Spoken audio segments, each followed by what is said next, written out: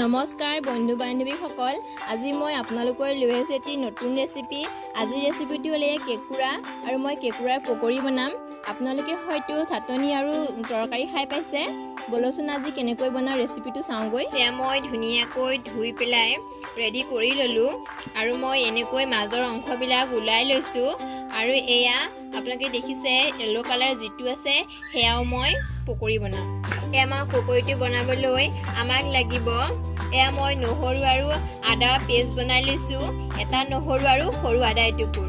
এয়া মই কেকুৰাখিনি এনেকৈ ৰেডি কৰি ল'লোঁ আৰু এয়া নিমখ, এয়া পিঁয়াজ মই কুটি ল'লোঁ দুটা মিডিয়াম চাইজৰ পিঁয়াজ, এয়া ধনিয়া পাউডাৰ, এয়া হালধি আৰু এয়া জিৰা পাউডাৰ। আৰু আমাক লাগিব এয়া মই গ্ৰীণ চিলি এনেকৈ কুটি লৈছোঁ আৰু এয়া মই ঘৰৰ ভাত খোৱা চাউল এনেকৈ পাউডাৰ বনাই লৈছোঁ তিয়াই পেলাই আৰু এয়া ৰিফাইন তেল লৈছোঁ।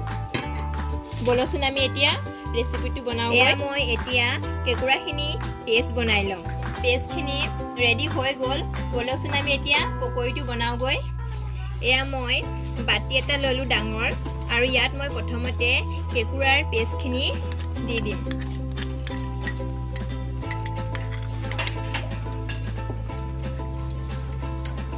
আৰু এয়া মই চাউলৰ পিঠাগুড়িখিনিও ইয়াতে দি দিছোঁ আৰু আদা নহৰু পেষ্টটো মই ইয়াতে দি দিছোঁ। এয়া কাটি থোৱা পিঁয়াজখিনি দিছোঁ আৰু এয়া গ্ৰীণ চিলিখিনিও দি দিছোঁ। এয়া মই জিৰা পাউডাৰ এচামুচ দিছোঁ আৰু ধনিয়া পাউডাৰ এচামুচ দিছোঁ আৰু হালধি আধা চামুচ দিছোঁ আৰু এয়া মই নিমখ সোৱাদ অনুযায়ী এচামুচ দিছোঁ।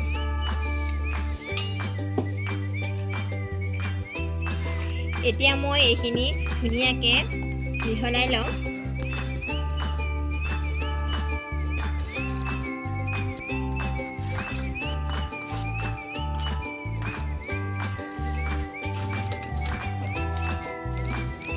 এয়া মোৰ মিক্স কৰা হৈ গ'ল আৰু ইয়াত মই পানী অলপমানকৈ দি দিছোঁ।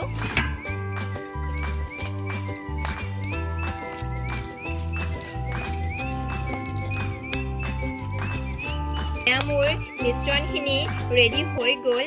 এতিয়া মই এয়া ফ্ৰাই কৰিম। মই কেৰাহী গৰম হ'বলৈ বহাই দিছোঁ। কেৰাহী গৰম হৈ গ'ল আৰু ইয়াতে মই তেলখিনি দি দিছোঁ। তেল গৰম হৈ গৈছে আৰু এয়া মই চামুচৰে এনেকৈ সৰু সৰুকৈ দি দিছোঁ।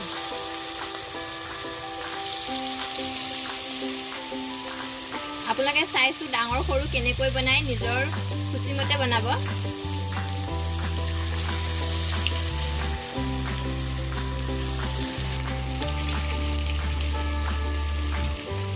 ৰঙচুৱা হ'লে এয়া উলটাই দিব লাগিব।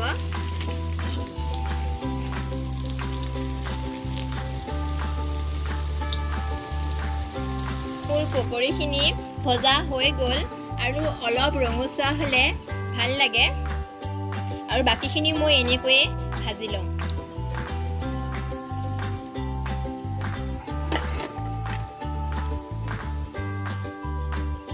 এয়া মোৰ গোটেইখিনি ভজা হৈ গ'ল।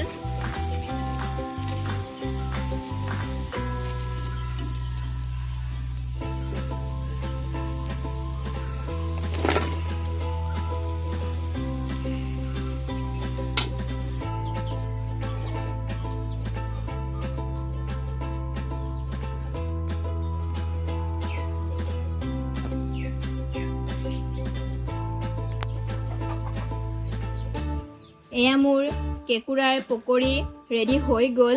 খাই বৰ ভাল লাগে, আপোনালোকেও ট্ৰাই কৰি চাব। যদি মোৰ ভিডিঅ'টো চাই ভাল লাগিলে লাইক শ্বেয়াৰ কমেণ্ট কৰিব আৰু মোৰ চেনেলটো ছাবস্ক্ৰাইব কৰিব। ওচৰত থকা বেল আইকনটো ক্লিক কৰিব মোৰ নতুন অহা ভিডিঅ'বিলাক প্ৰথমতে পাবলৈ। ধন্যবাদ।